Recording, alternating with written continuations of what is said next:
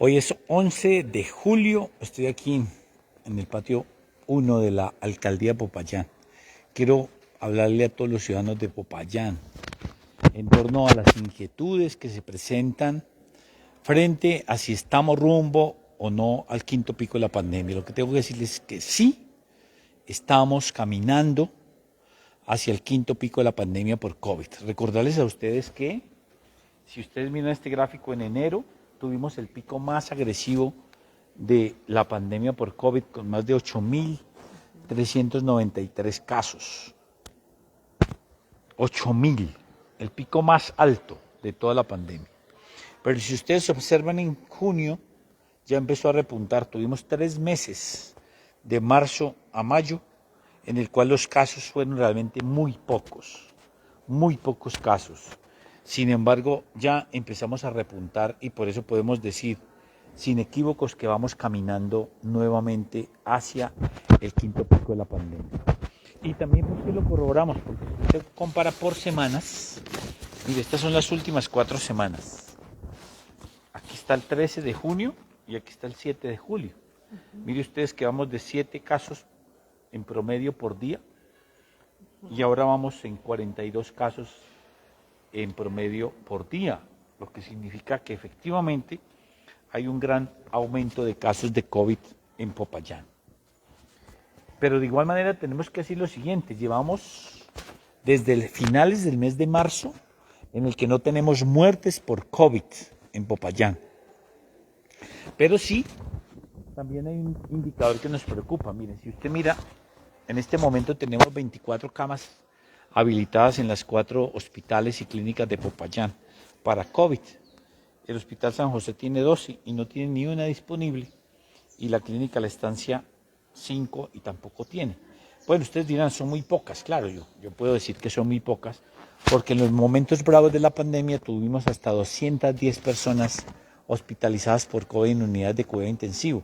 Lo que quiero decir es que esta es una señal de que cuando tenemos camas disponibles y se ocupan, tenemos que seguir abriendo más camas, pero lo que nosotros debemos pensar es no cuál cama tenemos y si tenemos camas, sino es cómo evitamos para que este pico no sea agresivo como los picos anteriores. Y por eso quiero hacer un llamado a toda la gente de Popayán, a todos, a los docentes, a los gerentes, a los administradores de todos los espacios donde la gente trabaja, supermercados, empresas del Estado, centros comerciales, galerías, bancos, en fin, todas las entidades donde la gente trabaja.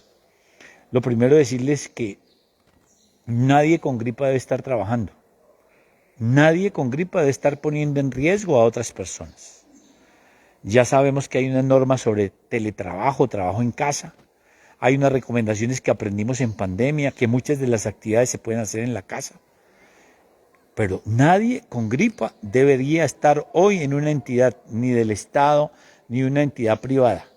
Las personas con gripa, de aquí en adelante, debemos entender que toda persona con gripa tiene COVID, hasta que se demuestre lo contrario.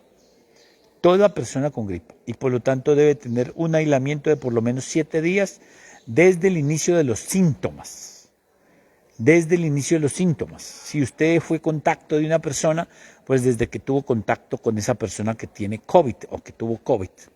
7 días debe estar usted aislado en su casa. Eso es muy importante, porque de lo contrario no vamos a superar esto. Y lo que vemos hoy en Colombia y en el mundo es que una subvariante de Omicron es la que está contagiando, y nos dicen que contagia mucho más rápido que Omicron, que ya nos contagió. Este pico que tuvimos en el mes de enero, que fue tan agresivo, pues fue un pico por Omicron.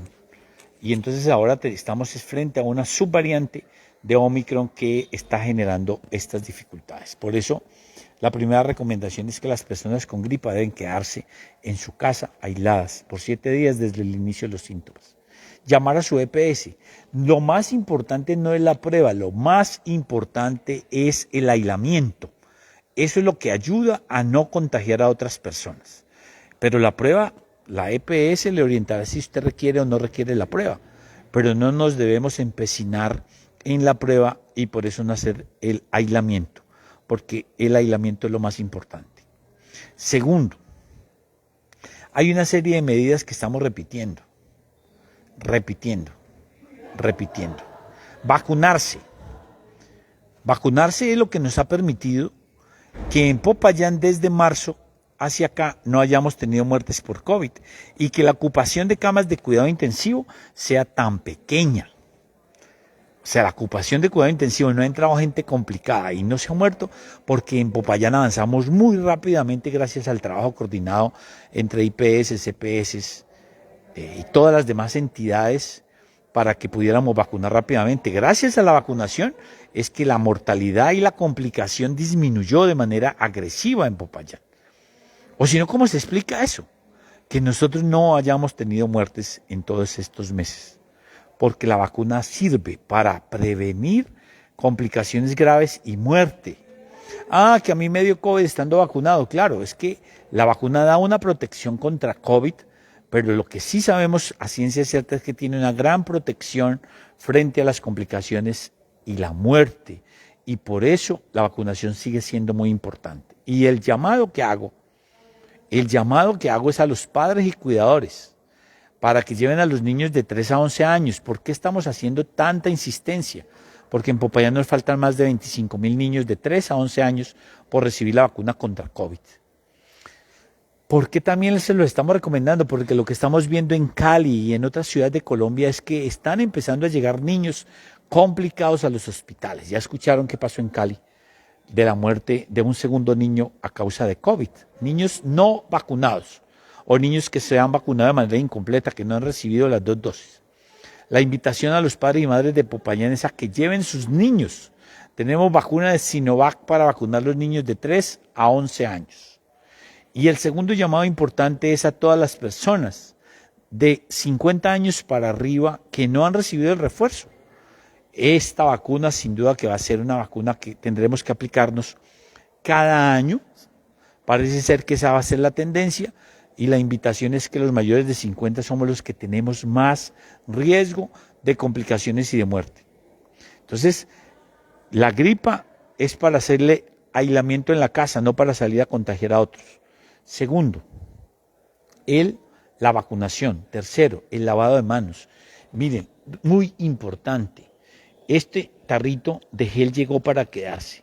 Nosotros debemos cargar en la cartera o en el bolsillo un tarrito de gel que nos permite efectivamente avanzar en el cuidado y la protección.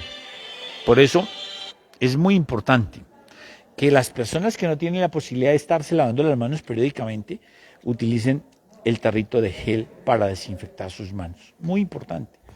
Cuarto, los lugares ventilados, abiertos, son los lugares más seguros. Los lugares ventilados. Y una recomendación especial. Recuerden que el tapabocas llegó para quedarse. Tapabocas. Llegó para quedarse. El tapabocas.